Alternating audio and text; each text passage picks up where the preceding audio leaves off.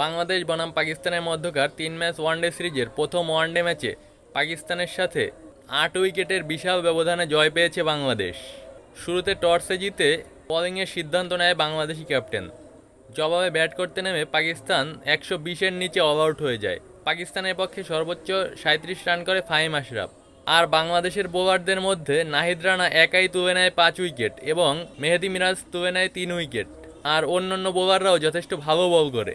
জবাবে ব্যাট করতে নেমে বাংলাদেশ মাত্র 15 ওভার 1 বলে তানজিদ তামিমের অপরাজিত 67 রানের উপর ভর করে 2 উইকেট হারিয়ে খুব সহজেই ম্যাচটি জয় পায়। এই ম্যাচটি কিন্তু বাংলাদেশ অনেক বড় একটা ব্যবধানে জয় পেল। একই সাথে 8 উইকেট হাতে রেখে এবং বলের হিসেবে 209 বল হাতে রেখেই কিন্তু বাংলাদেশ দল জয়টি পেল। ম্যাচ শেষে ম্যান অব দ্য ম্যাচ নির্বাচিত হয় নাহিদ রানা। অনেকদিন পর বাংলাদেশ ক্রিকেট দলের খেলা আপনারা কে কেমন উপভোগ করলেন জানাতে পারেন। এই সিরিজে বাংলাদেশ 1-0-তে এগিয়ে যাওয়ায় এই সিরিজ কি বাংলাদেশ শেষ পর্যন্ত জয়ের ধারা অব্যাহত রেখে সিরিজটি জিততে পারবে? অবশ্যই জানাতে পারেন।